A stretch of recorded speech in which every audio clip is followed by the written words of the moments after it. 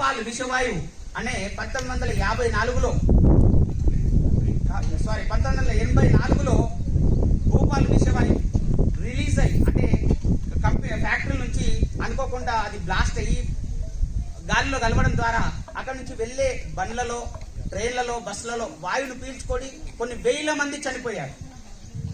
కానీ అక్కడే నివసిస్తున్న 2 కుటుంబాలకు మాత్రం ఎటువంటి హాని జరగలేదు.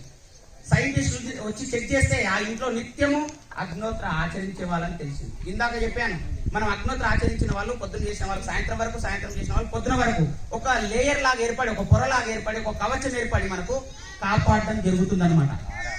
ఒక ఆర ఏర్పడి దాన్ని కాపాడటం జరుగుతుందన్నమాట. అందుకోసం ఈ యజ్ఞాన్ని ఆచరణ చేస్తే మనము సుఖము, శాంతి, సమృద్ధి అనేది ఉంటుంది. కాబట్టి దయచేసి అందరూ యజ్ఞ ఆచరణ చేయడానికి ప్రయత్నించాలని మేము గ్రామాల్లో తిరుగుతూ ఈ ప్రచారం జరుగుతుంది. ఏదైతే ఇక్కడికి వీచేసిన 30 ధర్మ సైనికులు వాళ్ళు రేపు ఉదయాన ఎవరి వృత్తి ధర్మానికి వాళ్ళు వెళ్ళిపోతారు. ఈ రోజు ఏదైతే ఆదివారం ఉందో ఇది ధర్మ ప్రచారం కింద వస్తుంది. ఎటువంటి బిజినెస్ కింద కాదు.